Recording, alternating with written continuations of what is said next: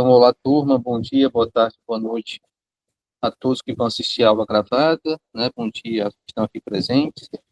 Nós estamos aqui retomando estudos relacionados à obra da Bonfrance e também à obra de Carl Gustav Jung. Em relação à obra da Bonfrance, nós estamos trabalhando o livro A Individuação e os Contos de Fadas. Aliás, a individuação nos contos de fadas. Em relação à obra do Jung, nós estamos trabalhando o livro A Natureza da Psique. Então, no nosso último encontro desse grupo de estudos, nós iniciamos, né, o estudo do capítulo 2 do livro da Von Franz.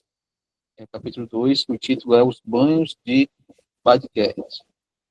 Nós fizemos um resumo, né, dessa história no encontro passado, e hoje nós vamos continuar o nosso estudo aprofundando a discussão a partir daquilo que a Von Franz vai falando sobre os temas que são apresentados nessa história.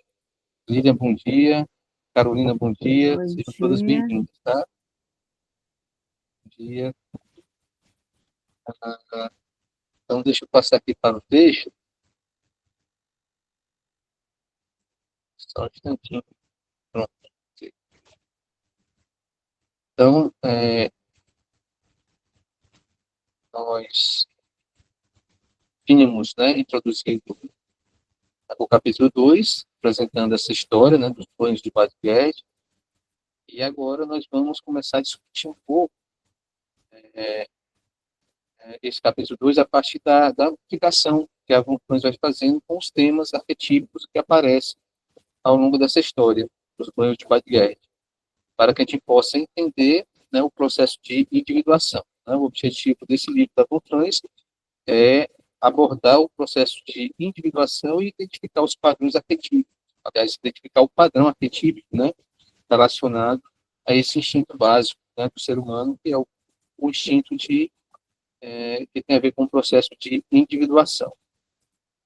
Então, avançando aqui um pouco mais, porque assim, essas páginas iniciais desse capítulo, ela está fazendo o relato da história, né? E aí nós vamos avançando, chegando mais embaixo, aqui na página 113, né? Eu trago uma questão inicial do que trata o tema arquetípico do papagaio, né? Vocês estão recordando que na história anterior, né, aparecia um papagaio, né, um papagaio branco, e agora também nessa história dos banhos de Badgert também aparece um papagaio, né? E aí a partir disso a Von Franz vai fazer uma explicação bem interessante para que ela possa entender, né, o significado desse símbolo que é o papagaio. Então a Von Franz começa aqui dizendo: não precisamos aprofundar-nos muito nessa coletânea de histórias de papagaio, nem mesmo nas indianas, porque foi somente o tema do papagaio que peregrinou através de todas essas épocas e lugares, enquanto o conteúdo que o cercava já sendo completamente transformado, ia sendo completamente transformado. O que vemos é que, no país de origem, a Índia, o papagaio funciona como o Vetala da famosa história de O Rei e o Cadáver, que vocês provavelmente conhecem através dos comentários do professor Heinrich Zimmer.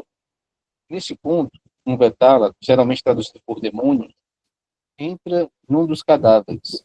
Quando o rei recebe ordem de retirar o cadáver da árvore na qual ele pendia enforcado, o Vetala se faz cada vez mais pesado. Durante a noite inteira, conta histórias ao rei e depois sobe de volta à árvore, de modo que no dia seguinte o rei torna a encontrar o cadáver novamente pendurado ali. Pacientemente, torna a libertá-lo da corda e a carregá-lo nos ombros. E outra vez, põe-se o Vetala a relatar suas histórias durante a noite toda, enquanto vai sendo carregado nas costas pelo rei. E assim tudo se repete, noite após noite. O tema das numerosas histórias é sempre o mesmo, mas afinal, o Vetala vem salvar o rei, impedindo que este seja assassinado por um monge pedinte que pretendia matá-lo. e que ordenara ao rei carregar aquele cadáver. Vetala não só salva o rei da morte, como também o leva a unificar-se com Deus Shiva, ou seja, conduz o rei à mais elevada união mística com a divindade. E ele acrescenta: esse demônio, Vetala, parece de início muito ambíguo, pois não se percebe qual seja o seu intuito. A impressão que se tem é tratar-se de uma criatura zombeteira, torturante, demoníaca, a viver dentro do tal cadáver. Só no final da história é que ele revela ao rei seu aspecto positivo. Antes, porém, o rei se vê obrigado a suportar com paciência uma carga realmente torturante.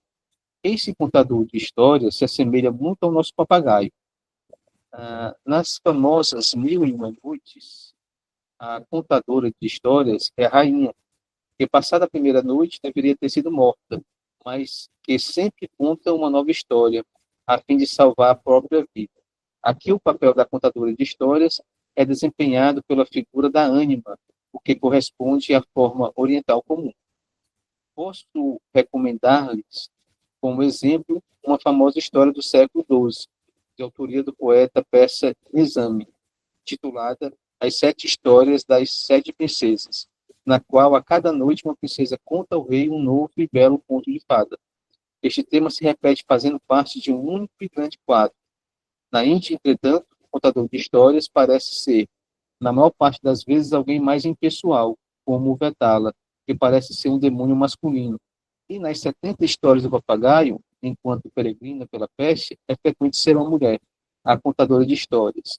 No Tutinamé, já é novamente o papagaio que as conta, assim como também é ele quem faz com que seja retardado o desastre, isto é, o adultério de Manricheker, né? Então, nesses comentários iniciais da Vontade, a gente começa a perceber que ela está abordando a autonomia do inconsciente. Tá? Então, ao longo do processo de individuação, o inconsciente se manifesta. E, inicialmente, o inconsciente se manifesta de forma negativa, ou seja, contrária à atitude egóica, até para gerar uma compensação inicial dessa atitude egóica. À medida que o ego vai se aproximando desses aspectos do inconsciente, né, dessas características, dessas atitudes, dessas qualidades do inconsciente, ele começa, então, um processo que Jung chama de diálogo com a sombra. Inicialmente, esse diálogo é um confronto, é um embate, é uma briga, exatamente porque a autonomia do inconsciente, no início, ela é sempre negativa, é contrária à atitude do ego. Por quê? Porque a atitude do ego, ela é unilateral. Então, ela priorizou um caminho, um aspecto da vida, uma possibilidade da vida em detrimento das demais, né? E o inconsciente sempre se refere, se remete à totalidade. Então, todas aquelas outras dimensões da vida que ficaram esquecidas, ficaram adormecidas, não puderam ser realizadas ao longo da vida do indivíduo, ficaram a nível inconsciente, essas possibilidades tendem a chegar na consciência para que possa chamar a atenção do ego e o ego possa olhar para essas possibilidades e se posicionar diante delas, tá? E aí, depois de um tempo, em que esse ego inicia e continua esse diálogo com o consciente, depois de um certo tempo, a relação da consciência com o inconsciente vai mudando, vai deixando de ser uma relação de antagonismo para ser uma relação de ajuda mútua, né? Como se estivesse, então, se formando, né, uma parceria entre aspectos da consciência e aspectos do inconsciente. Teoricamente, e aí trazendo o conceito de sombra, né, para cá, teoricamente, esses aspectos inconscientes se manifestam através e a partir da sombra, daquilo que Jung vai chamar de sombra. Tá? E a sombra tem uma relação de identidade, traz um aspecto de identidade, ou seja, tudo aquilo que o ego de um indivíduo, de forma consciente, ele não reconhece que ele seja, né, tudo isso vai ficar assimilado pelo complexo de sombra. Okay?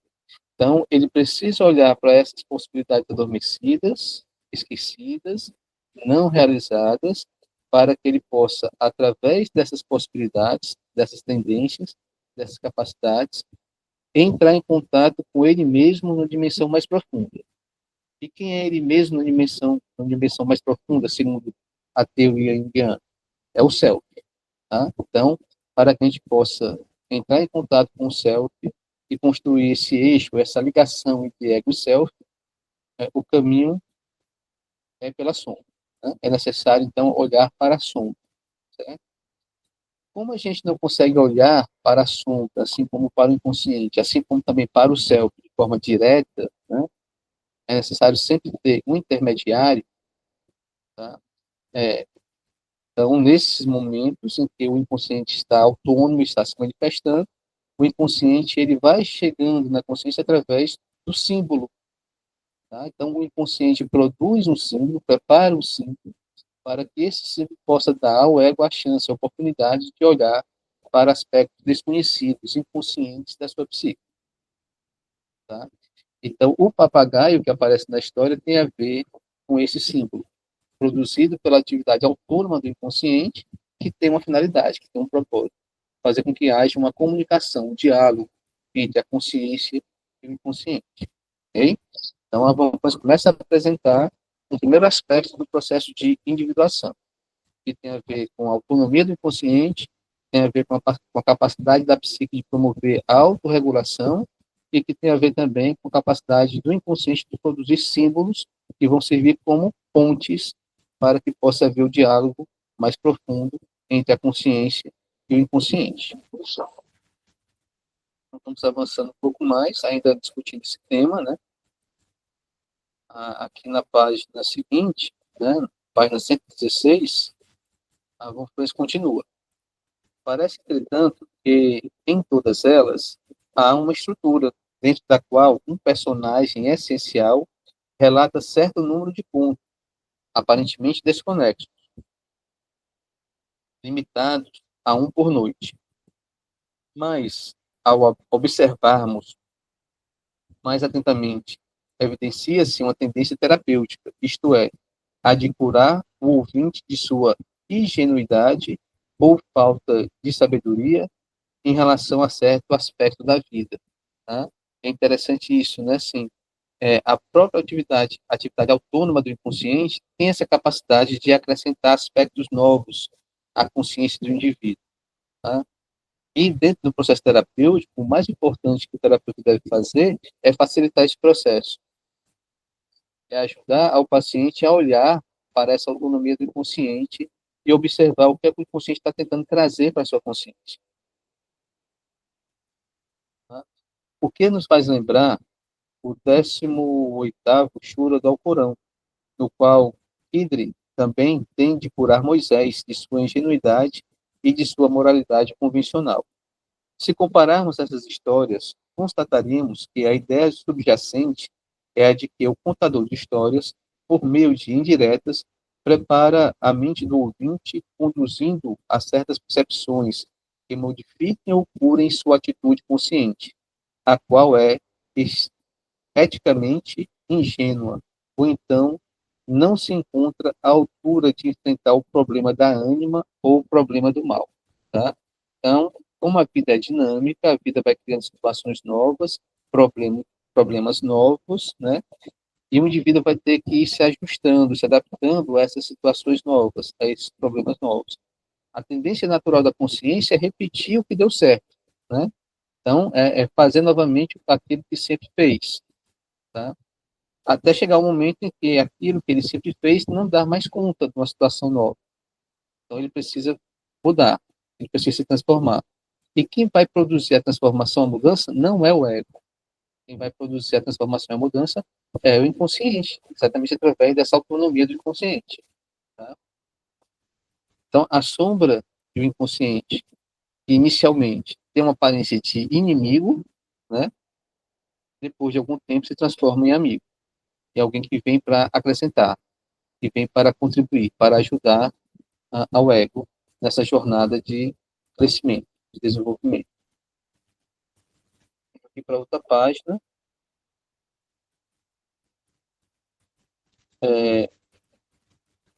passando aqui lá. É. Então, a história espanhola perdeu todos esses aspectos, tornando-se apenas algo de muito precioso para ser buscado sob a premissa de um grande perigo, algo que venha a proteger do mal as figuras de nossa história. Só subsistiram dois elos, a saber, o fato de esse papagaio branco contrabalançar os efeitos do mal e o fato de proteger as pessoas demasiadamente ingênuas. Mesmo assim, porém, ele ainda conserva algo de sua natureza demoníaca, pois, se não o agarraram de maneira imediata, correta, as pessoas se petrificam. E aí ela começa a tratar do tema da petrificação, que aparece nas duas histórias, né? Tanto no Papagaio Branco como também nessa história dos Banjos de Badger.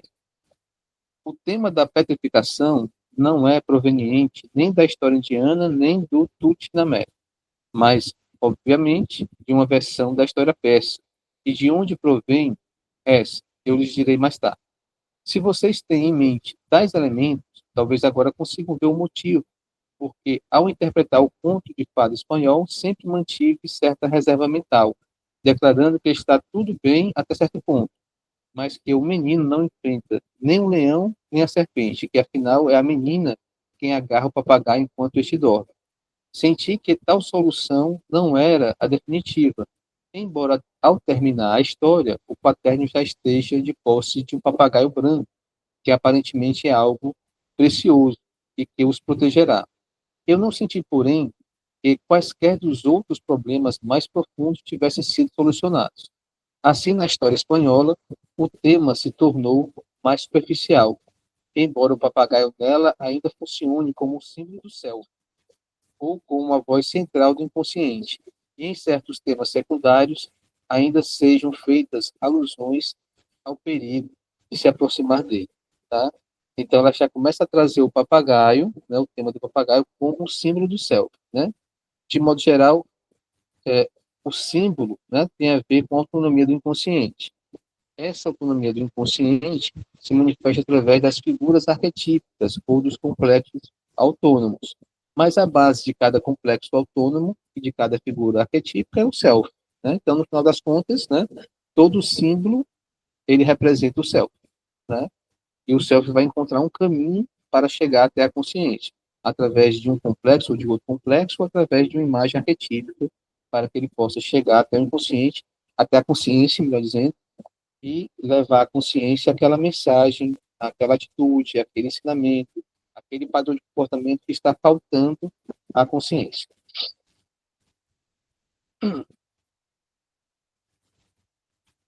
E ela continua ainda abordando esse tema, né? O tema do pássaro, o tema do papagaio. Temos, portanto, que interpretar o papagaio como uma personificação do inconsciente, mas dentro de um aspecto bem específico.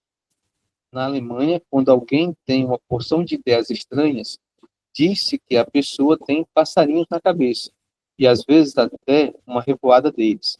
Os pássaros, portanto, significam pensamentos autônomos que nos entram pela cabeça e se vão sem que se saiba como, né? Tanto podem eles inspirar-nos, como, no caso da pomba do Espírito Santo, quanto nos podem meter na cabeça toda espécie de ideias estranhas e diabólicas, dependendo tudo de quais sejam esses pássaros.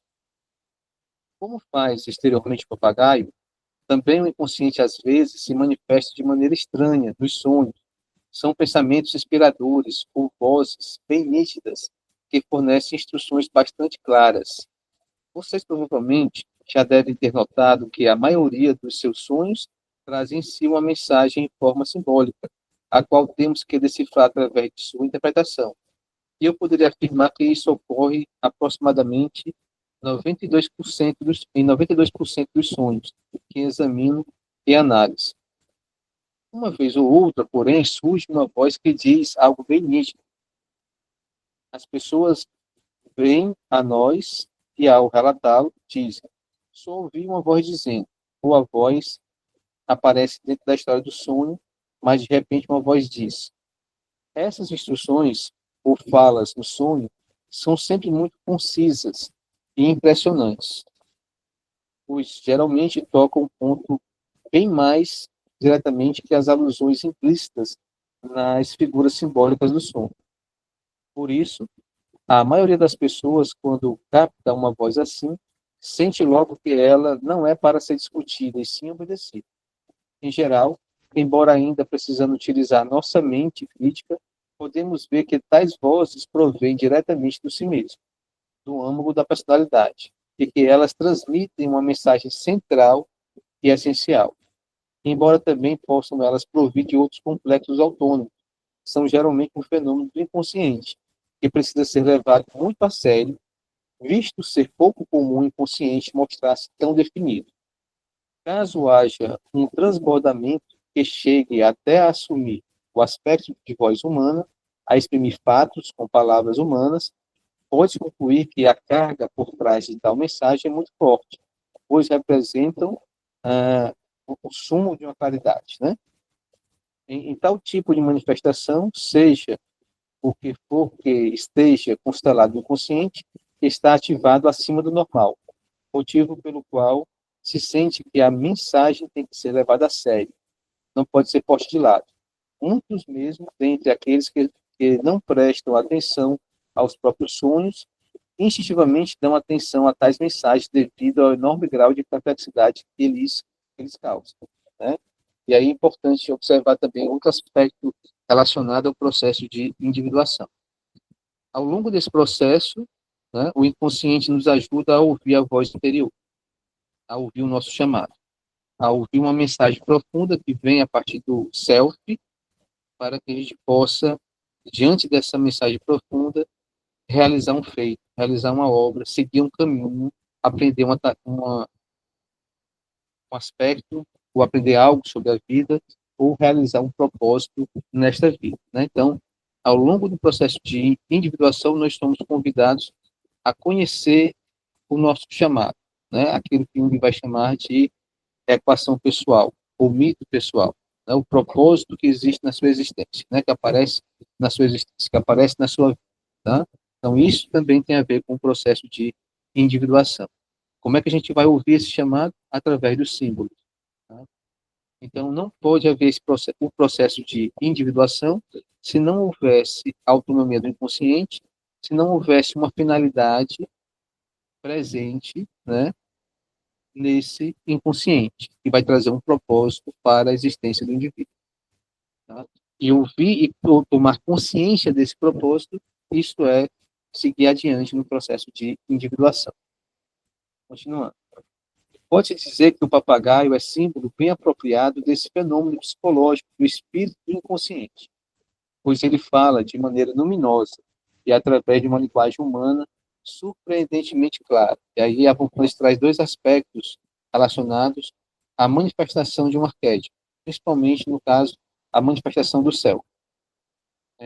Quando isso ocorre, aparece um efeito luminoso e aparece também fenômenos interessantes, né, que a gente vai chamar de sincronicidade, para que isso chame a atenção do ego para a importância daquilo que está sendo produzido a partir do inconsciente. Lilian, pois não, Lilian? Só contar aqui um fato, você está trazendo esses fatos, né? Acontece algo luminoso.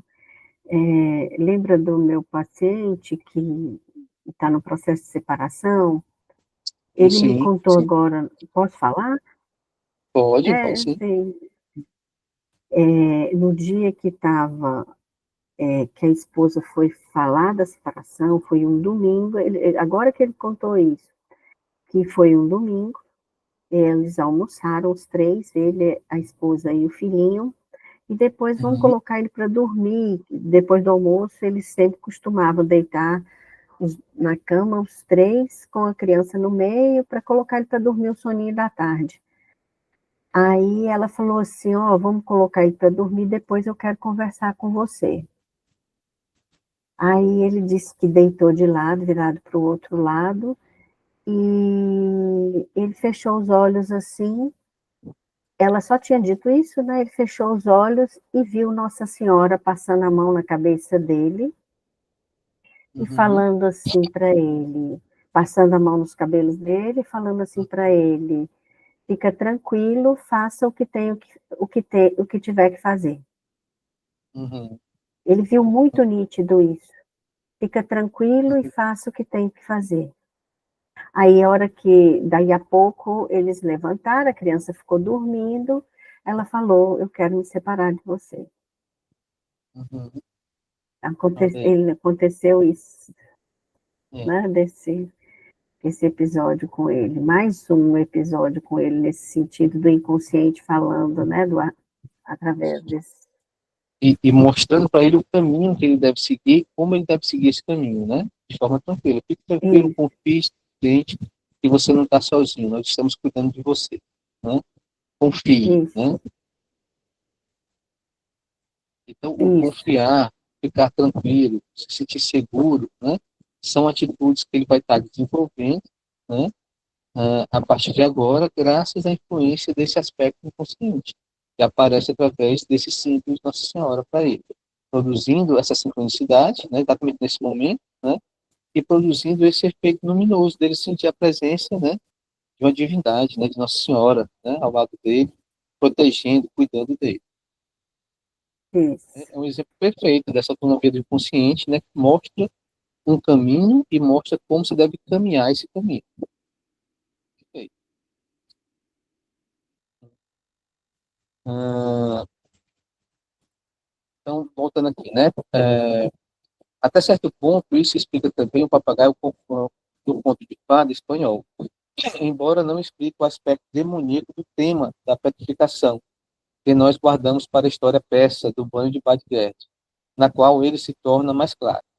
Já analisamos a estrutura daquelas histórias em que o papagaio originalmente apareceu, as versões indiana, persa e túrquica, e agora já podemos afirmar que esta composição consiste realmente numa imitação daquilo que faz o inconsciente nos sonhos.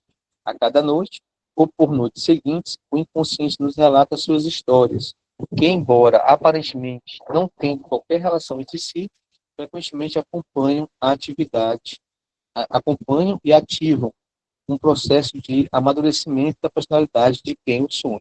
Né? Por isso que os sonhos também são importantes, porque os sonhos, embora sejam às vezes até sonhos desconexos ou sonhos que não têm muito a ver um com o outro, né? Mas eles estão preparando a consciência do indivíduo para o dia a dia, né? Para o enfrentamento dos problemas diários, né? E para que esse indivíduo possa desenvolver em si, na sua própria consciência, no seu próprio ego, atitudes, comportamentos, né, que possam ajudá-lo a se adaptar melhor a si próprio e ao seu meio sociocultural. Lembre-se sempre que o processo de individuação tem a ver com a capacidade do indivíduo se adaptar a si próprio e ao seu meio sociocultural. Então, nesse exemplo que a Lira nos trouxe, né, é exatamente isso. Né? Então, é, o sonho, ou a própria imagem, ou o próprio símbolo, né? A própria fantasia que vem a partir do inconsciente, ou a sensação de que tem um ser espiritual ao lado, né? Tudo isso é símbolo de uma atividade do inconsciente. E essa atividade do inconsciente está ajudando esse paciente da Lila a seguir em frente na sua vida, sem ficar desesperado, sem ficar tomado por um grande sofrimento, né? Por uma grande tristeza, né?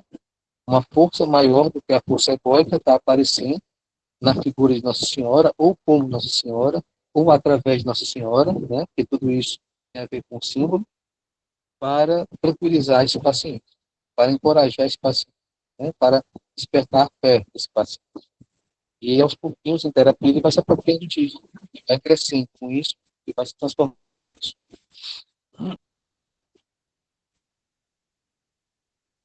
Aí chegamos aqui numa outra questão, né, que nós já vimos, então, o papagaio como símbolo da atividade autônoma do inconsciente, né?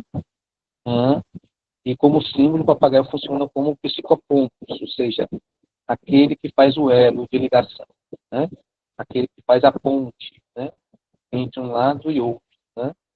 Entre um mundo e outro mundo. No caso aqui da teoria junguiana, entre a consciência e o inconsciente. Ah, ele que apresenta o tema arquetípico do herói, né? O que traz, né? O tema arquetípico do herói. Quando estudamos os heróis na mitologia comparada dos fãs, observamos que eles se caracterizam por possuírem uma vocação que levam avante, sem qualquer hesitações. Os homens de nossos dias, porém, experimentam grandes dúvidas, queixam-se e até mesmo lamentam, um pouco exclamando: pobre Hades, você vai enterrar seus ossos neste deserto, e assim por diante, embora este jamais cogite em voltar atrás. Portanto, ele possui essa faceta que é típica do herói, o de nem sequer discutir e fazer o que tem que ser feito. Atitude essa que demonstra uma unicidade em comum da personalidade. Nós estamos geralmente divididos por dúzias de diferentes complexos, uns a discutir com os outros. Farei, não farei, porém, mais sim, no entanto, e de acordo com isso, vamos fazendo rodeios conforme a disposição de ânimo de nossas incertezas. O jovem toma a decisão de sair de casa, mas mamãe aparece tão pálida à mesa do café que ele já se sente mal do estômago e não tem mais tanta certeza de se o que ele pretende fazer é justo. Aí intervém o seu complexo de finanças e declara que vai ficar muito mais caro ter que pagar seu próprio quarto e assim por diante. Até que, mais uma vez, ele desanima e lá se esvai seu heróico elan vital, né, no caso específico aqui, de sair de casa e construir sua própria vida. O herói símbolo possui, porém, aquela unidade de elan vital, que é a certeza de que a coisa tem que ser feita. Mesmo que ele e todo o mundo morra, ainda assim tem que ser feita. Existe nele um senso de vocação, de obediência a uma suprema autoridade interior. De certa maneira, o herói também personifica o self, ou aquilo que o alquimista chama de vir uno, o homem uno, a personalidade unificada com toda a sua força. Tá? Então, olha só, o terceiro aspecto que a professora está apresentando em relação ao processo de individuação. À medida que existe, primeiro aspecto, a autonomia do inconsciente, surge então o segundo aspecto, a formação de um símbolo, que funciona como intermediário entre a consciência e o inconsciente. E aí aparece agora o terceiro aspecto do processo de individuação. Esse símbolo tem a capacidade de promover a integração, superando assim a dissociação. Se o ego estava dividido, estava dissociado, porque ele estava separado de si mesmo, a partir do momento que o ego entra em contato com esse símbolo, que resulta da autonomia do inconsciente, o ego caminha para voltar para a integração psíquica, para a união consigo mesmo. Tá? Então, ao longo do processo de individuação, à medida que nós estamos ouvindo o nosso chamado, a nossa vocação, nós estamos também entrando em contato com a nossa essência, com aquilo que nós somos de verdade, né? Para que a gente possa ser um ser só, unificado, integrado. Tá? Então, é o terceiro aspecto relacionado ao processo de individuação, é a superação da dualidade, a superação da dissociação. Ora, essa personalidade unificada não é o que nós somos, mas nós, com ela, nos identificamos ao ouvirmos as histórias de heróis, para assim nos consolarmos e nos fortificarmos com os feitos que não conseguimos realizar. Nos contos de fada mais recentes, é muito frequente verificar certa oposição entre tal figura heróica e o ser humano comum, que não desempenha papel tão gentil quanto o do herói. Começa então a surgir uma espécie de dúvida ou de dificuldade quanto ao que é o herói se comparado a nós, seres humanos comuns e vacilantes. Quanto mais de perto se analisam os anais europeus modernos, falam em plano geral, abrangendo uma escala de centenas de anos, tanto mais alterado se mostra o ideal de herói. Nossas civilizações cada vez mais se distanciam deste, digamos, antiquado herói heróico, até que surge, na própria lenda do Graal, a oposição Gawain e Percival, sendo Gawain o herói no sentido clássico da palavra, e Percival, muito humano. Gawain é o cavaleiro sem medo, de completa honestidade e coragem. Ele personifica toda a ideia medieval do herói, o homem que nada teme, cujo escudo de honra é sem mácula. É o oposto do seu par, Percival, que tropeça, que deixa de formular a pergunta do Graal, que a todo tempo vacila, de maneira mais que humana, que se abate, mas que, por fim, ao contrário de Gawain, é quem encontra o Graal. Quanto a Gawain, que é quem realiza todos os feitos, quando, afinal, o rei procura dizer-lhe do que se trata, cai no sono, fatigado de suas grandes tarefas. Quando o rei lhe diz, agora eu vou revelar-te o mistério do Graal, ergue os olhos e vê Gawain e seu cavalo dormindo. Portanto, é ele quem fracassa no último instante, ao passo que Percival fracassa no início. Percival é o homem moderno, o homem que tropeça, que duvida, que não tem mais certeza de coisa alguma e que perdeu seu primitivo elan, o ideal de herói de outrora. Tá? Então, olha que interessante esse processo. Né? À medida que o ser humano ele vai adquirindo consciência, né, ele vai naturalmente entrando na dualidade. E quando ele entra na dualidade, ele passa a duvidar. Ele fica meio que perdido, sem saber qual o melhor caminho seguir. Tá? Enquanto ele não tem muita consciência, ele é um indivíduo inconsciente, ou mais inconsciente dos outros, né? Ele é movido pelos instintos, né? Pelo que a vida está pedindo, né? E ele vai vivendo, fazendo o que deve ser feito, sem dúvida nenhuma, né? Sem questionamento nenhum, sem oposição interna nenhuma, né? Mas à medida que ele vai ganhando consciência, ele vai experienciando a dualidade dentro dele. Ah, qual o caminho que eu devo seguir? Esse aqui ou aquele outro? Esse é o certo ou esse é o errado? Né? Então ele vai se deparando com dúvidas. Por isso que ele vai entrando na dissociação. Com o tempo, à medida que o inconsciente vai se tornando cada vez mais autônomo, esse inconsciente vai trazendo símbolos integradores que vão ajudando a consciência desse indivíduo a superar a dúvida, a dualidade. Então, mais lá na frente, ao longo do processo de individuação, o indivíduo, através dos símbolos integradores, ele vai superando a dualidade e volta a ser um indivíduo integral. Ok? Então, individuação tem a ver com isso, né? Tem a ver com a vivência da dualidade e a superação dessa dualidade. Tá? Tem que ter as duas etapas desse processo. A vivência da dualidade, da dúvida, da incerteza, do conflito, né? A tomada de consciência desse conflito e a superação desse conflito, que é quando você chega novamente a uma unidade.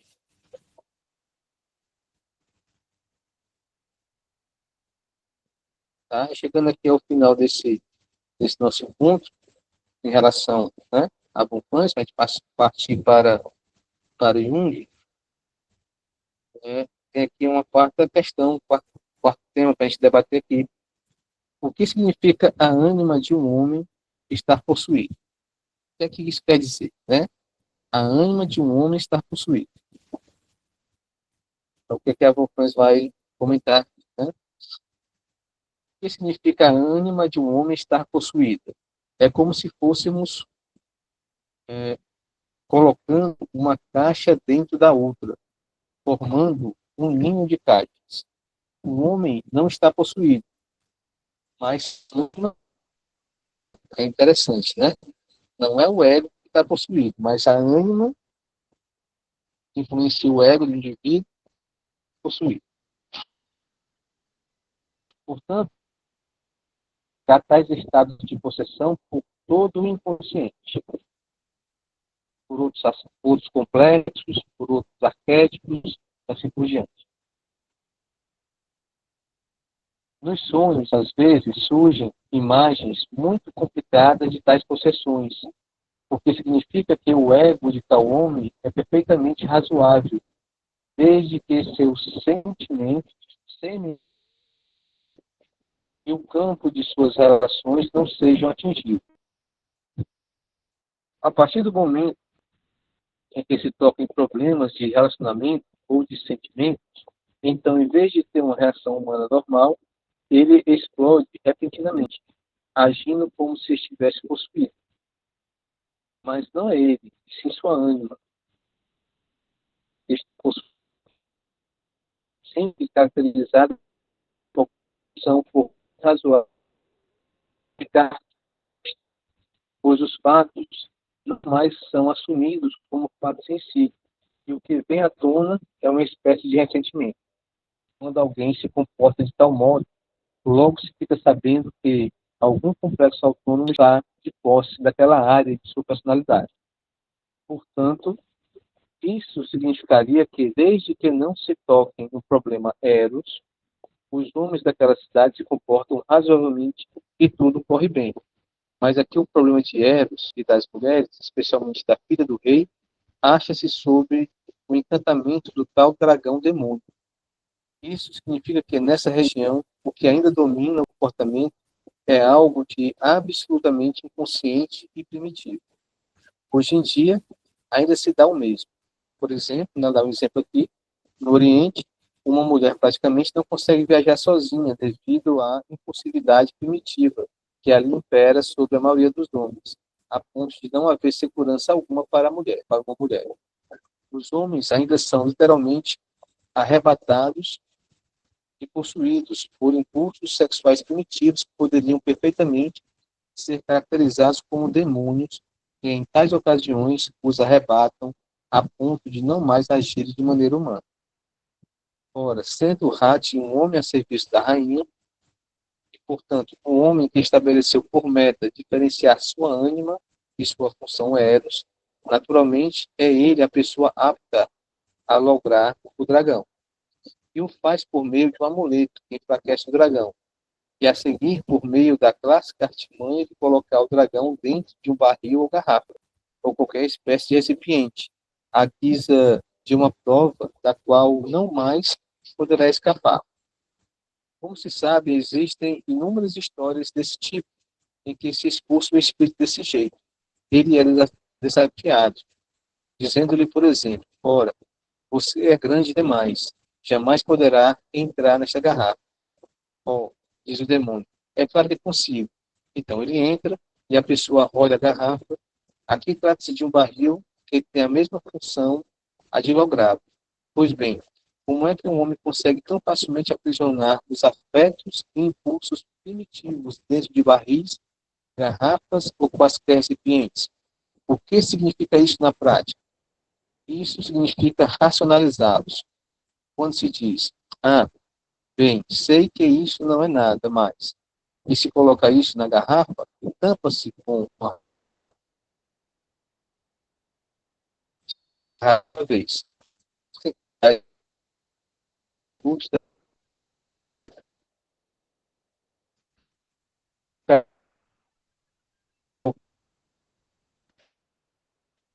Maiores originais de invenção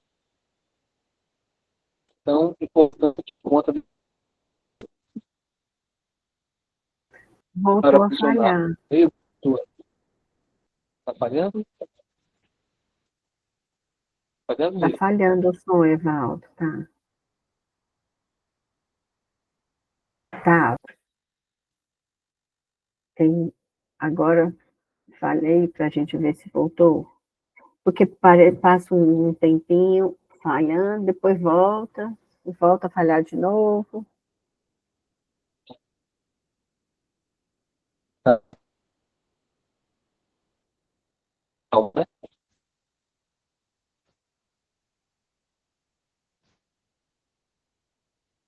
Continua falhando.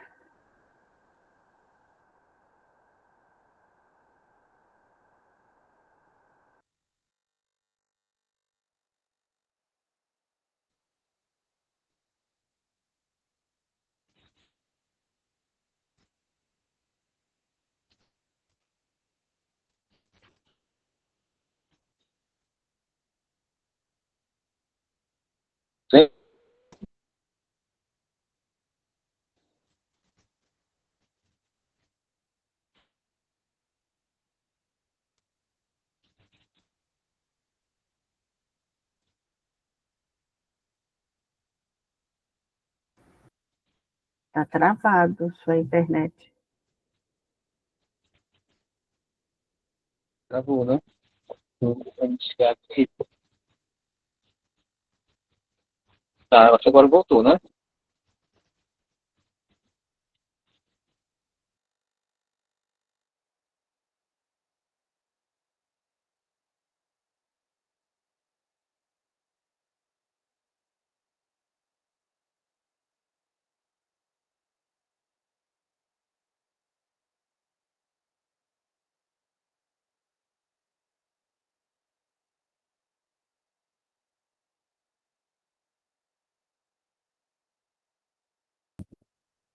Agora ok, né? Agora deu certo. Pronto. É, a internet tinha caído aqui. Então vamos lá, retomando aqui, né?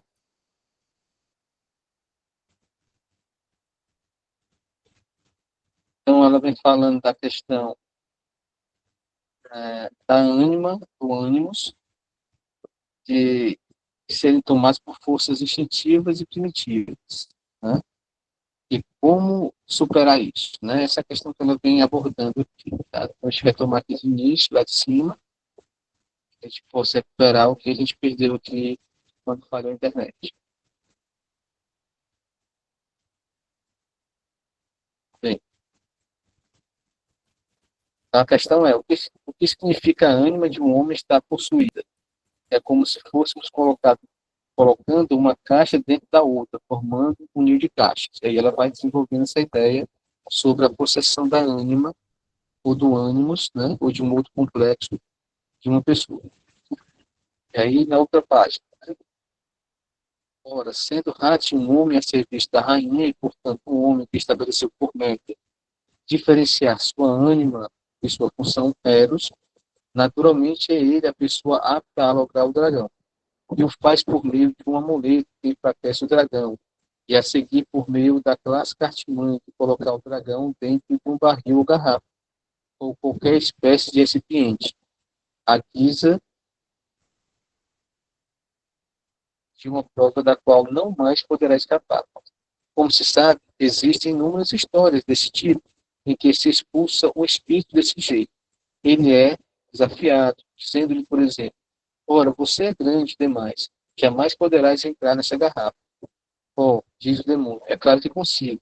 Então ele entra e a pessoa olha a garrafa. Aqui trata-se de um barril que tem a mesma função, a de lograr. Pois bem, como é que um homem consegue tão facilmente aprisionar os afetos e impulsos primitivos dentro de barris, garrafas, quaisquer recipientes? O que significa isso na prática? Isso significa racionalizá-los. Quando se diz, bem, sei que isso não é nada, mas se coloca isso na garrafa e tampa-se com uma rolha, então não é mais preciso ter medo de ser agarrado outra vez. Notem que tais recipientes são todos eles produtos da esperteza humana. A invenção de como se carregar o líquido do vaso ou qualquer recipiente, ou qualquer recipiente, é uma das maiores e mais originais.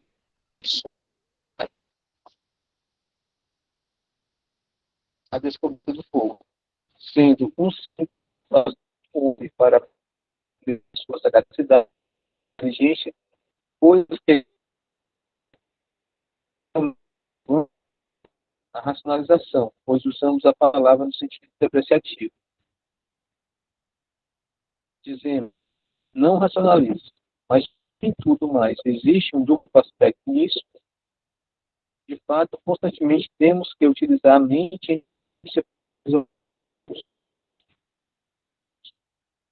retornamos, por exemplo, ao jovem que pretende alugar um quarto só para ele.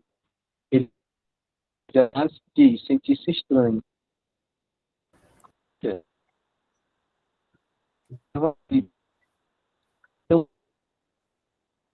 você, Está falhando de novo, ora, isso Ivaldo. é uma simples tendência. Está cortando sua voz. Deixa eu voltar aqui. Ah, deixa eu ver se melhora agora.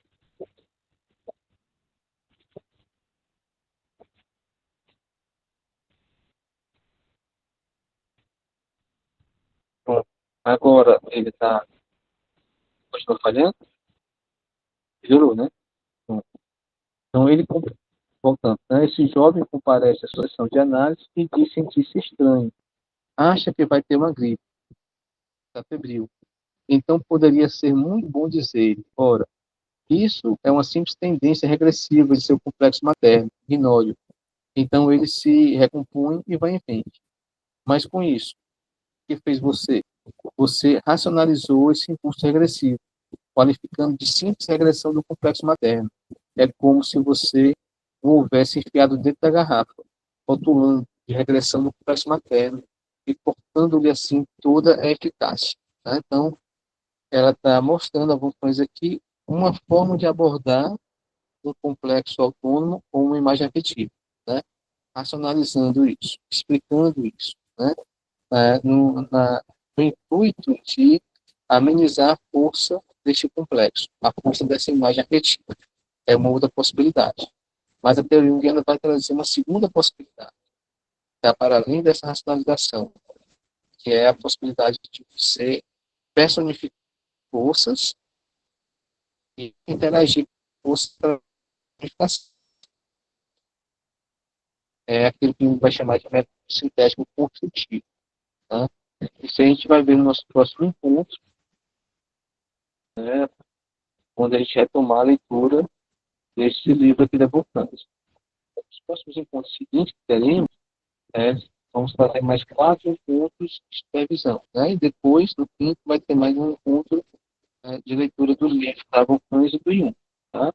Então, agora são 9 e pouco, a gente vai passar para o livro da Natureza da Psique do Jung, para que a gente possa ir até o final de hoje desse ponto, discutindo agora o Jung.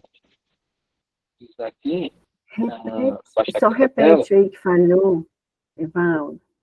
Sim. Esse finalzinho que você falou aí, falhou um pouco, é o que o Jung chama de método sintético construtivo. Mas antes disso, era o quê? Qual o exemplo que você estava trazendo? Que você trouxe aí? Tá. Era o exemplo de racionalizar, né, de explicar um símbolo, de explicar uma força do inconsciente que aparece através de um complexo autônomo. E você reduzir esse símbolo, ou esse potencial do inconsciente, a uma explicação, a um conceito. Né? Olha, isso aqui que está aparecendo tem a ver com o teu complexo materno. Tá? Olha, o seu medo de enfrentar a vida, de avançar, tem a ver com a sua relação com a sua mãe, porque nessa relação com a sua mãe você não encontrou chance de desenvolver a sua autonomia. Então você explica, né? Você reduz o fenômeno à sua causa primária, inicial. Seria a racionalização, né? Através de uma explicação. Isso tem a ver com análise redutiva. E também nós trabalhamos com isso, dentro da teoria junguiana. Né? Mas Jung propõe um outro método também, que é o método sintético construtivo. Não é através da explicação, não é através de uma racionalização, mas para através quê, de um né? diálogo. Isso. Então, um diálogo com essas figuras do inconsciente, e nesse diálogo você vai encontrando um sentido, um propósito, que é esse para quê. Uma finalidade. Tá. É a finalidade. Okay? Então, deixa eu interromper aqui, para poder compartilhar Eu só agora não tinha pegado o exemplo que você tinha dado, rapaz, dali no texto. Você tinha falhado, não estava falhando. Estava falhando.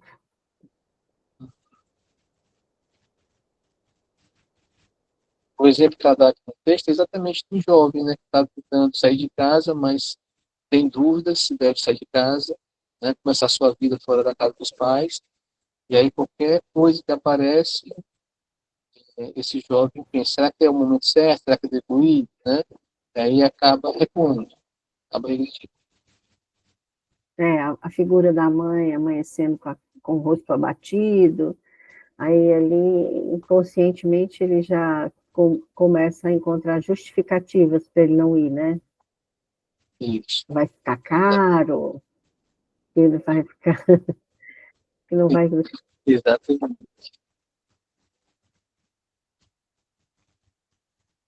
Deixa eu pegar aqui.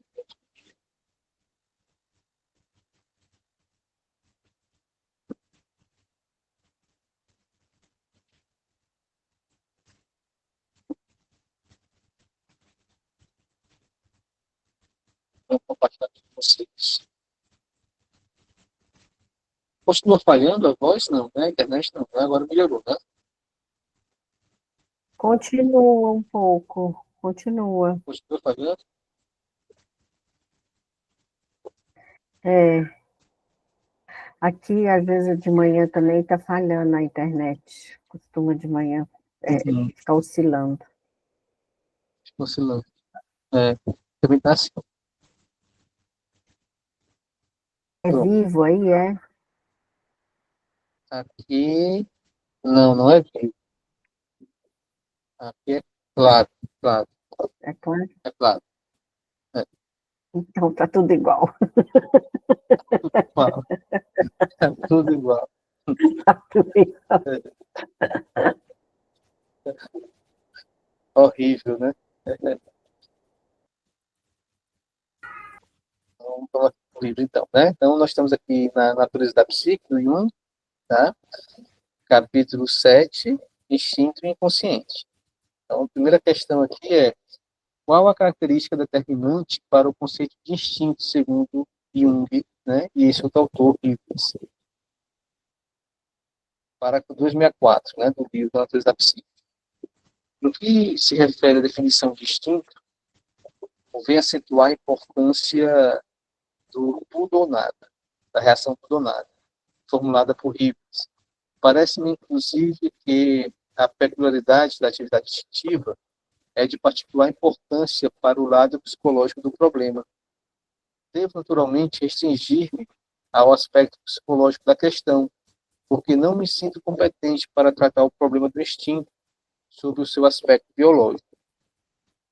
Devendo dar uma definição psicológica da atividade instintiva, creio que posso me valer, antes de tudo, do critério da reação tudo ou nada, formulada por Rivers, e precisamente pelas seguintes razões. Rivers define esta reação como um processo que apresenta uma gradação de intensidade não correspondente às circunstâncias. É uma reação que, uma vez desencadeada, se processa com sua intensidade específica em qualquer circunstância e sem nenhuma proporção com o estímulo que a provoca. Ou seja, ou não tem a reação ou tem a reação, né? Então, o instinto é isso, né? Uma vez que é desencadeado, ele ocorre, né? Se não ocorreu, porque não teve nada que o desencadeasse, que o estimulasse. Então, o primeiro aspecto, né, do instinto, né, é essa qualidade, né, de seguir uma reação de tudo ou nada. Quais outras características acompanham o conceito de instinto?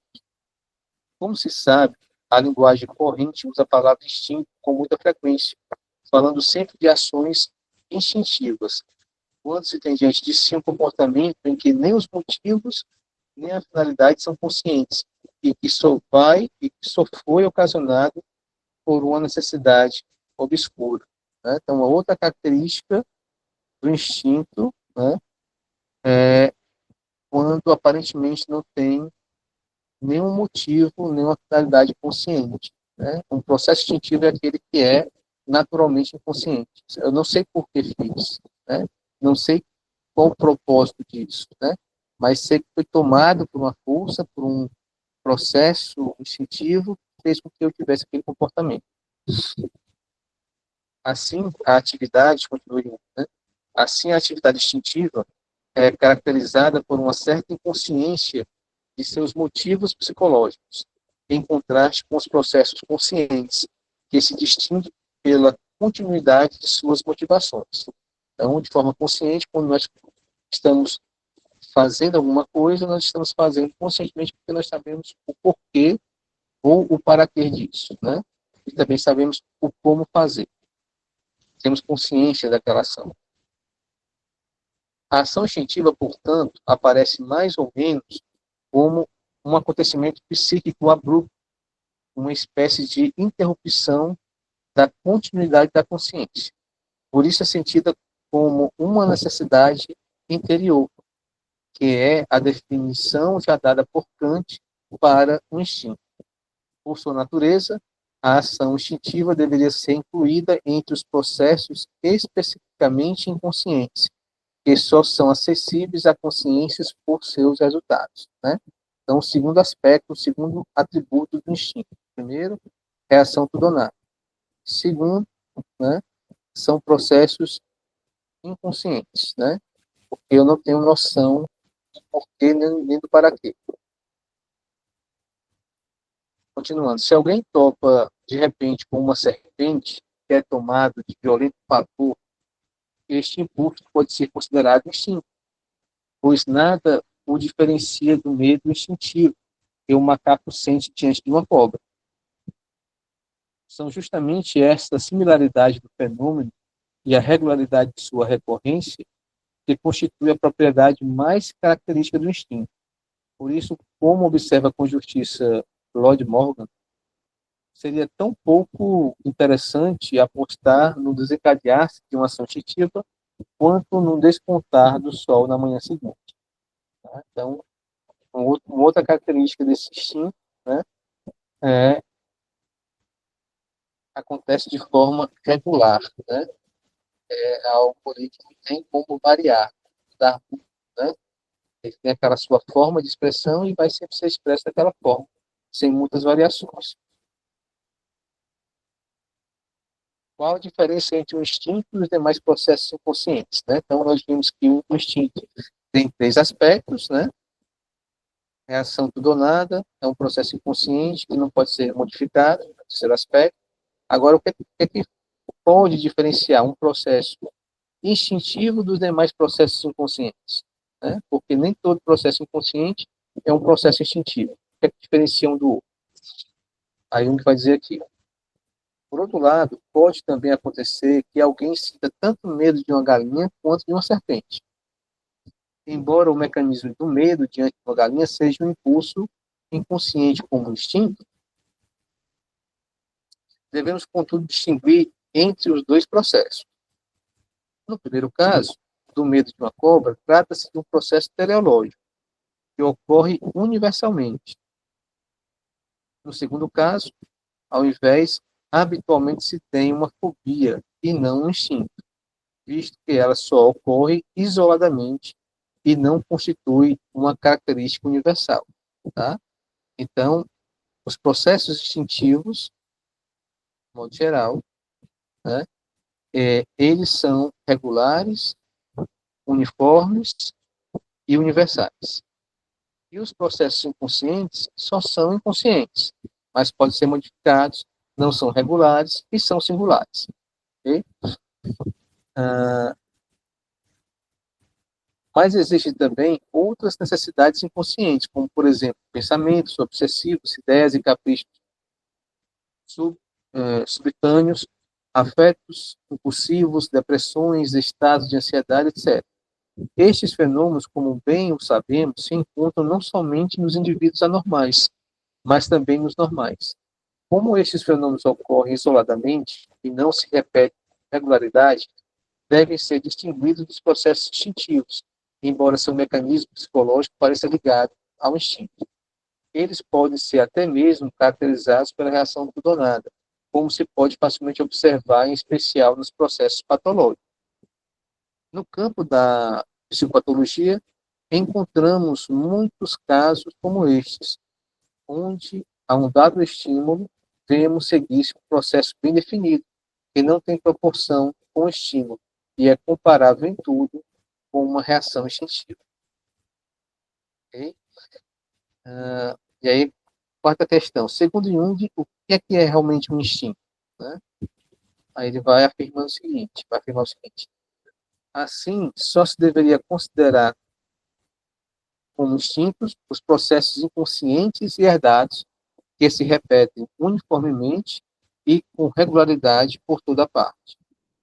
Ao mesmo tempo, eles devem possuir a marca da necessidade compulsiva, ou seja, um caráter reflexo do tipo descrito por Herbert Spencer. No fundo, tal processo se distingue de um reflexo meramente sensitivo motor, por sua natureza bastante complicada. Por isso, William James chama um instinto, e não sem razão, né, como um impulso excitomotor, né, um mero impulso, né, excitomotor, ou seja, um ato reflexo. Né? As qualidades que os instintos têm de comum com os simples reflexos são a uniformidade, a regularidade, bem como a inconsciência de suas motivações.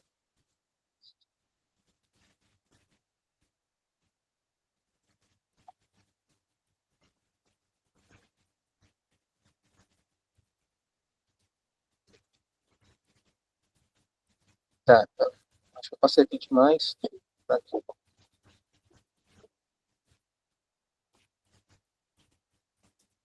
Tá. A questão, aí, um outro ponto aqui, né? Como Jung explica a origem do instinto, né?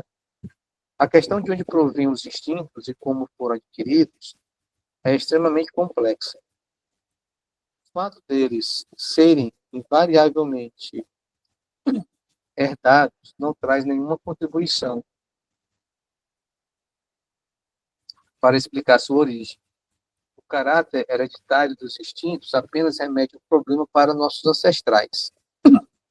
É, por demais, conhecida a opinião segundo a qual os instintos se originaram de determinado ato repetido da vontade, inicialmente individual e posteriormente generalizado. Esta explicação é plausível, visto que podemos observar cada dia como certas atividades aprendidas laboriosamente se tornam gradualmente automáticas, pelo exercício constante. Por outro lado, convém sublinhar que o fator aprendizagem falta inteiramente nos instintos mais maravilhosos, observados no mundo animal. Em muitos casos, é impossível até mesmo imaginar como tenha podido haver alguma aprendizagem e exercitação. Seja, por exemplo, um instinto de reprodução extremamente refinado da mariposa da flor yucca. Cada flor da yucca se abre apenas por uma única noite. A mariposa tira o pólen de uma dessas flores e o transforma em bolinho. Assim que procura uma segunda flor, corta-lhe o ovário e, pela abertura, deposita seus ovos entre os ovos da planta. Vai em seguida ao pistilo e enfia a bolazinha de pólen pelo orifício, em forma de funil do ovário. A mariposa só executa essa complicada operação uma única vez em sua vida. Né? Então, como repetir isso? Né? Como que as outras mariposas vão fazer isso? Se não é pela aprendizagem. Né? A Jung vai trazer que os processos instintivos são passados também, são aprendidos através de um processo intuitivo. É aí que ele vai entrar com a teoria dos arquétipos, tá? Vamos ver aqui mais na frente. É difícil explicar casos como este pela hipótese da aprendizagem do exercício. Daí é que, recentemente, se procuram outros meios de explicação, inspirados na filosofia de Bergson, os quais acentuam o fator intuição. A intuição decorre de um processo inconsciente, dado que o resultado é uma ideia súbita, a irrupção de um conteúdo inconsciente na consciência. A intuição é, portanto, um processo de percepção, mas, ao contrário da atividade consciente do sentido e da introspecção, é uma percepção inconsciente. Por isso é que, na linguagem comum, nos referimos à intuição como sendo um ato instintivo, de apreensão, porque a intuição é um processo análogo ao instinto, apenas com a diferença de que, enquanto o instinto é um impulso predeterminado que leva a uma atividade extremamente complicada, a intuição é a apreensão teleológica de uma situação, também extremamente complicada. Né? Então, enquanto o instinto é a ação, né, a intuição é a apreensão de uma situação para que possa haver uma certa ação. Tá? Ou seja, são pares. Né? Os dois formam pares. Tá?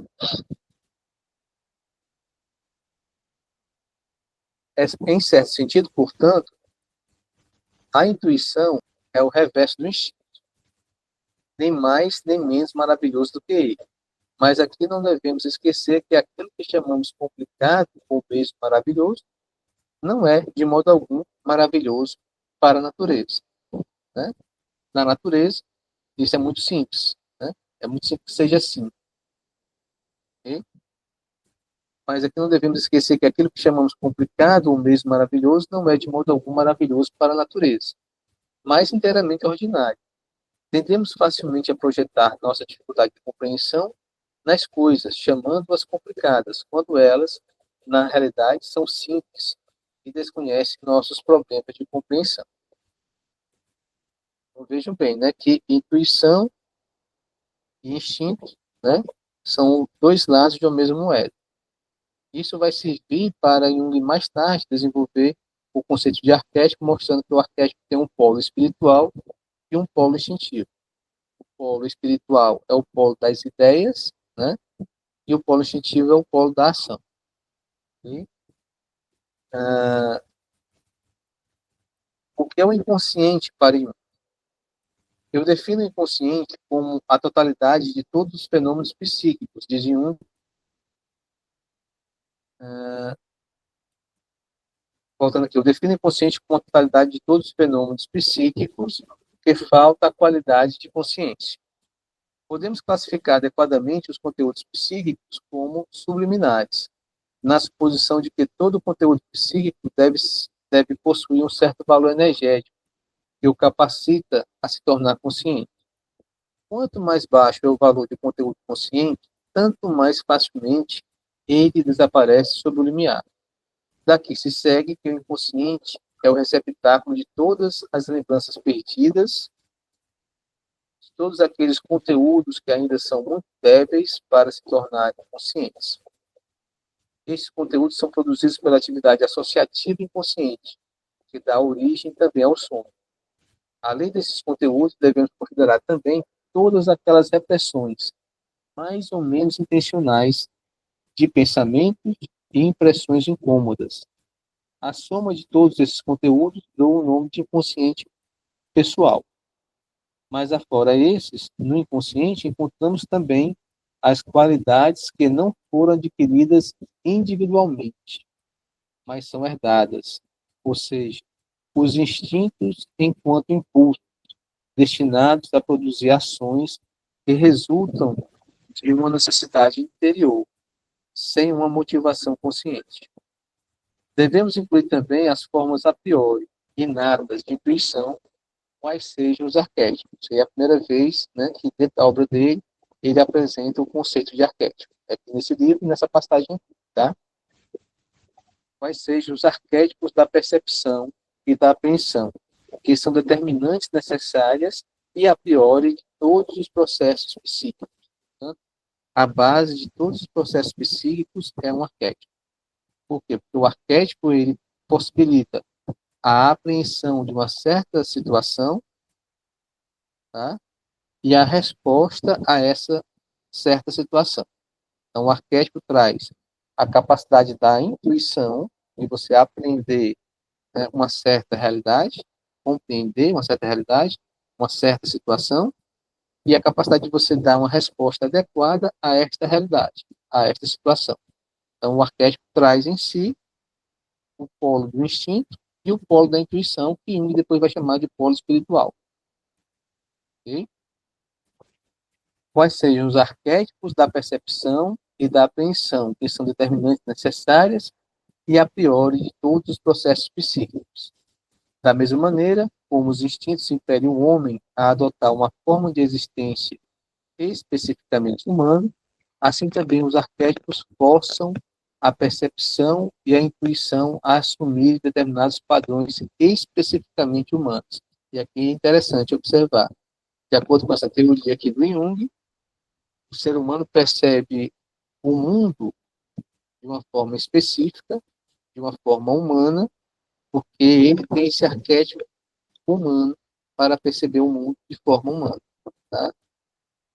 E assim uma árvore vai perceber o seu meio de uma outra forma, uma formiguinha vai perceber o seu meio de outra forma, e assim por diante. Okay?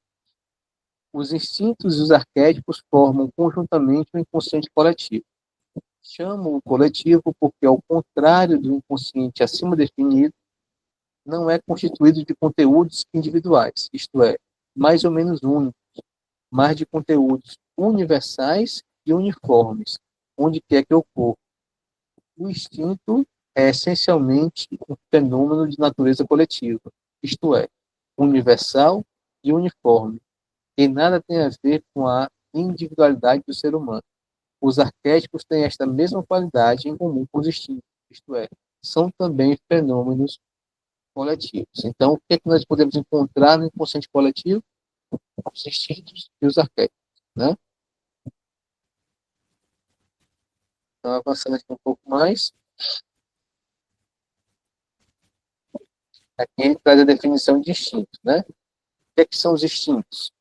Aí, segundo Jung, os instintos são formas típicas de comportamento, e todas as vezes que nos deparamos com formas de reação que se repetem de maneira uniforme e regular, trata-se de um instinto, quer esteja associado a um motivo consciente ou não, né? Então, o que vai definir realmente o comportamento como puramente instintivo é a maneira uniforme e regular como este comportamento ocorre, e também de forma universal, né? De forma universal, uniforme e regular. Se esse comportamento ocorre sempre, né? Em vários lugares, em vários momentos da história, né? De forma regular e uniforme, esse comportamento é muito mais instintivo, ok? E quanto mais esse instinto vai se aproximando da consciência, mais esse instinto vai se tornando um conteúdo psíquico diferenciado do instinto, porque ele vai ganhando a capacidade de ser moldado, de ser modificado, né? Por aspectos culturais e por aspectos subjetivos, pessoais. É possível determinar a quantidade de instintos ou de arquétipos que existem, né? O que é que me fala sobre isso?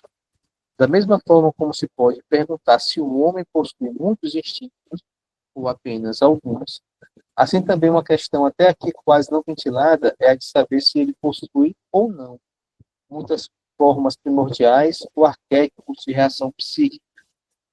Nesta questão, nos deparamos com as mesmas dificuldades que mencionei acima.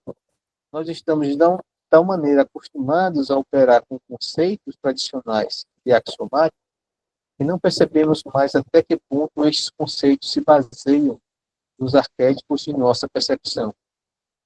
Mesmo as imagens primordiais se acham fortemente obscurecidas pela extraordinária diferenciação de nosso pensamento.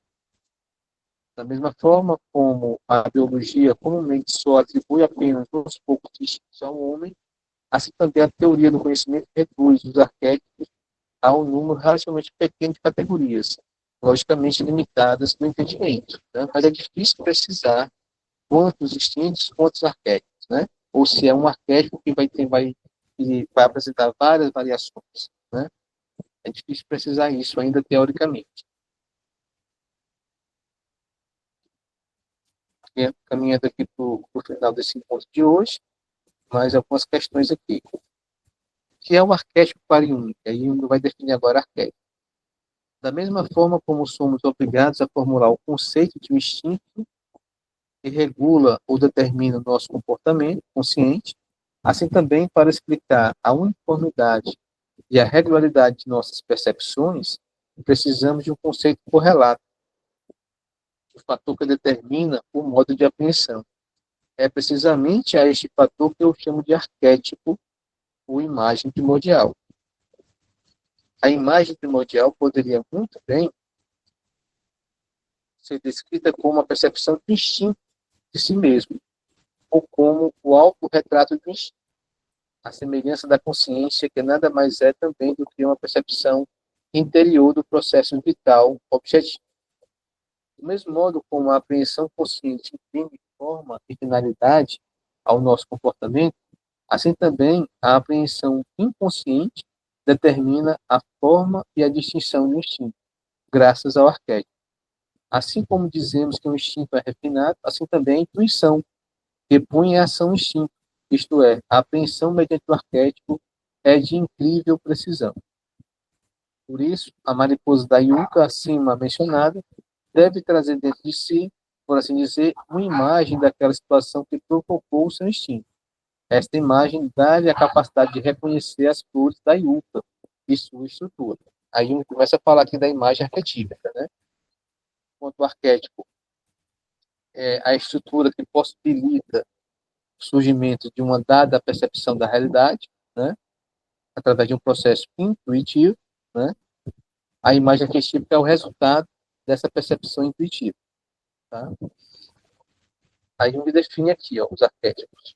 No parágrafo 380 da natureza da psique. Os arquétipos são formas de apreensão. E todas as vezes que nos deparamos com formas de apreensão que se repetem de maneira uniforme e regular, temos diante de nós um arquétipo, quer reconhecemos ou não o seu caráter mitológico. Tá? Então, instinto é uma ação diante de uma certa condição, de uma certa situação. Arquétipo é o que possibilita a apreensão intuitiva dessa situação, dessa realidade. Tá? Então, arquétipo e instinto caminham juntos. Quais os conteúdos do inconsciente coletivo? Voltando aqui, né? Nós já vimos que é instinto e arquétipo. O inconsciente coletivo é constituído pela soma dos instintos e dos seus correlatos, os arquétipos. Assim como cada indivíduo possui instintos, possui também um conjunto de imagens primordiais. Depois ele vai chamar de imagens arquetípicas. A prova convincente disto encontramos-la, antes de tudo, na psicopatologia das perturbações mentais, em que há irrupção do consciente coletivo. É o que acontece na esquizofrenia. Aqui podemos observar a emergência de impulsos arcaicos associados a imagens inequivocadamente mitológicas.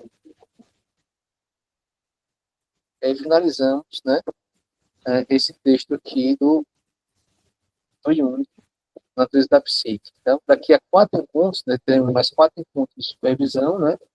Depois desses 4 encontros de supervisão, a gente volta, retomando aqui a Natureza da Psique, no capítulo 7, a estrutura da alma, e a gente retoma lá o texto da Wolfgang, exatamente no ponto que nós paramos. Ok? Temos aí 20 minutinhos, se quiser comentar alguma coisa, trazer até um caso clínico, alguma coisa assim, podemos aproveitar esse tempo. Bem-vindo. Evaldo, só queria fazer aqui uma questão. Aqui nesta parte deste instinto inconsciente, em que o Evaldo fala aqui dos arquétipos e dos instintos, isto aqui, posso olhar para isto também como os tipos psicológicos que o Jung definiu e trabalhou. Isto são assentes na intuição, nestes polos que fala, não é? No intuição, os instintos e a intuição, que é o inconsciente, que pode ser a intuição e a sensação, e a racionalização com os outros polos. Tem alguma coisa a ver ou nada a ver? Tem um pouco a ver, né? Quando ele fala de processo intuitivo, né? Ele está falando um pouquinho da intuição, né? Então, se a gente pensar na intuição como algo que nos faz olhar para aquilo que não está presente, que não pode ser percebido pelos 5 sentidos, né? Então, essa intuição também vai estar presente no conceito de arquétipo quando nós estivermos nos relacionando ou falando sobre a dimensão espiritual do arquétipo. O polo das ideias, o polo das imagens, né, desse arquétipo. Então, como um processo intuitivo, né? E o instinto, né, que tem a ver com o comportamento, que tem a ver com a fisiologia, que tem a ver com o aspecto biológico, né, pode ter uma relação também com a função sensativa. Mas isso como um desdobramento disso, né? Essa teoria aqui do arquétipo e dos instintos não é diretamente relacionada, né, à teoria da tipologia junguiana, embora, né, a gente pode ver isso como um desdobramento futuro, né? Então, a tipologia junguiana vem com um desdobramento futuro disso. Então, isto é só para eu entender aqui a questão da tipologia. Vai além da tipologia, porque os arquétipos vai além daquela definição que o Jung deu na tipologia. Portanto, mesmo essa intuição já não é tão redutora, mas já é mais abrangente. É isso. É isso. É isso. Até porque o arquétipo, né, pegando aqui o arquétipo, né, ele vai trazer em si, mas não o arquétipo do céu, né, o arquétipo de si mesmo, né, ele vai trazer em si o potencial da intuição enquanto função, o potencial da sensação enquanto função, o potencial do pensamento enquanto função, o potencial do sentimento enquanto função. Assim como o arquétipo do céu vai trazer em si o potencial de uma atitude extrovertida e o potencial de atitude introvertida. À medida que esses potenciais vão sendo atualizados e vivenciados ao longo da vida de um indivíduo, esse indivíduo vai se identificando com aspectos disso. Porque quando o self manifesta esses potenciais aparecem como cisígia, né? Como a união de pares antagônicos, né? Então, no início, né, nós temos a cisígia entre o racional e o irracional. Com o desdobramento disso, o eixo racional ele gera uma outra cisígia, que é pensamento e sentimento. O eixo irracional gera uma outra cisígia, um outro polo de opólitos, um outro par de opólitos. Sensação e intuição, tá?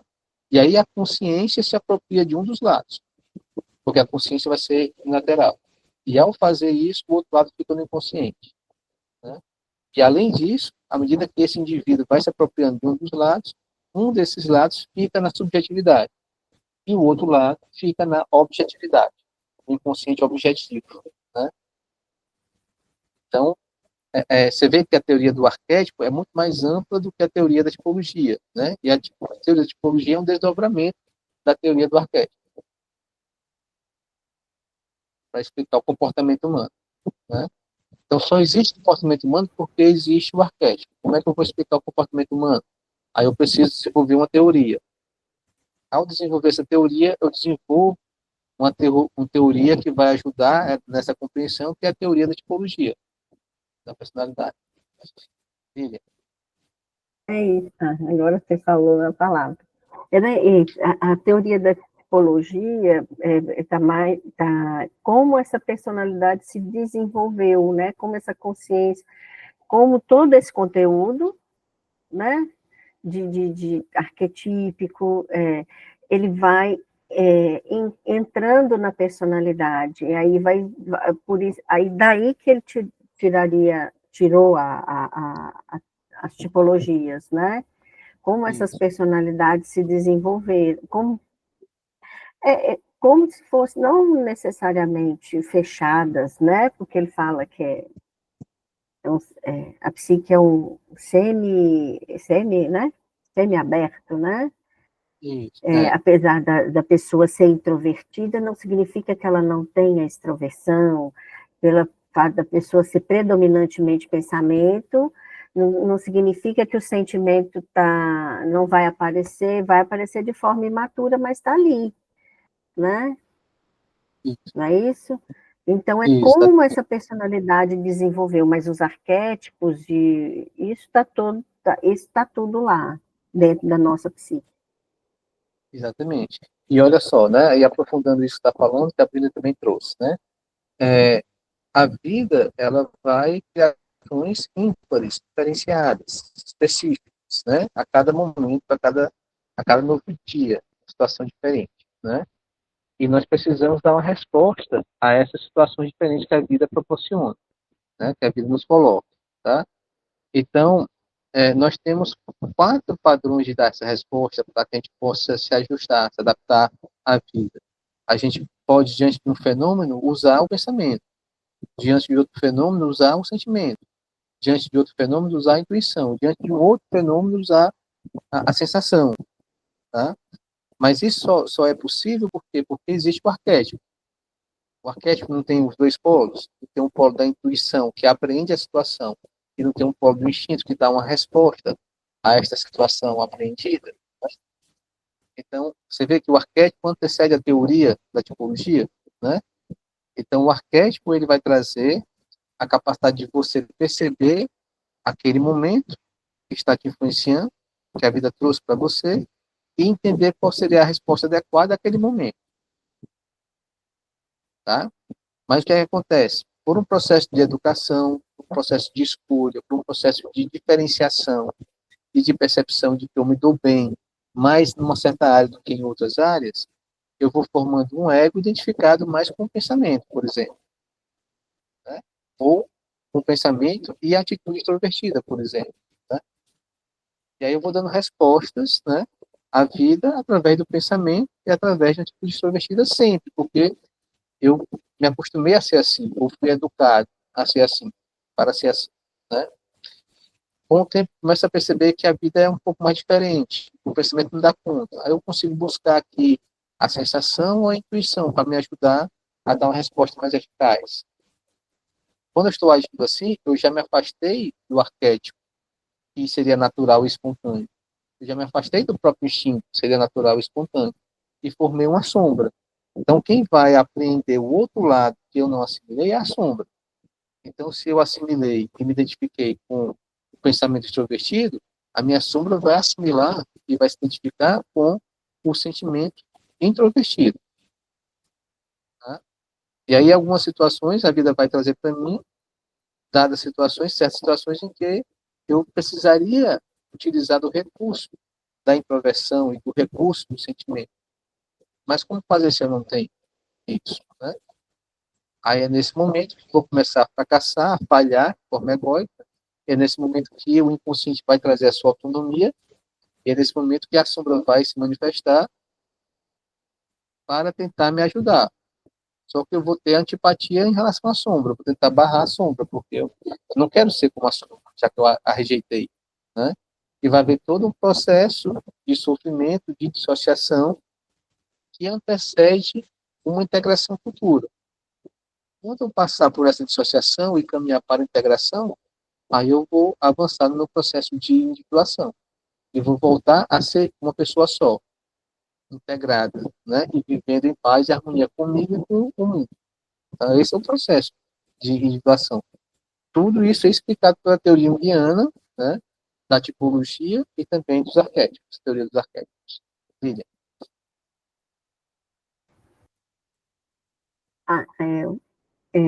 Linkando o que você acabou de dizer, eu levanto a mão, aí daqui a pouco você diz que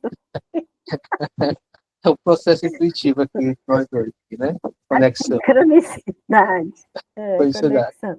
Porque é isso, né, como se a gente chega com essa hereditariedade dos instintos né, essa potência dos arquétipos, mas aí a gente entra na dualidade e a personalidade entra numa certa característica aí da tipologia, e eu vou ali vencendo, predominando determinadas características, mas o fim é que isso desapareça novamente, né? Essa tipologia eu vou integrar, se ao longo do tempo eu me desenvolvi, por exemplo, vamos voltar para o pensamento, como muito pensamento extrovertido, e o meu sentimento introvertido está na inconsciência, está mais primitivo. O processo de individuação é justamente porque eu vá integrando tudo isso, né? E as auxiliares também, a sensação, a intuição, é de desaparecer de novo a tipologia. Isso, exatamente isso. E veja bem, né? A gente começa no inconsciente, a partir do inconsciente. Aí depois a gente dá um passo, formando a consciência e desenvolvendo a consciência. Isso gera unilateralidade, isso gera dissociação. Depois a gente precisa dar um terceiro passo, que é o retorno ao inconsciente. Só que é um retorno ao inconsciente de forma consciente. Aí você chega a uma integração. Né? Então, essas três etapas fazem parte da jornada da individuação.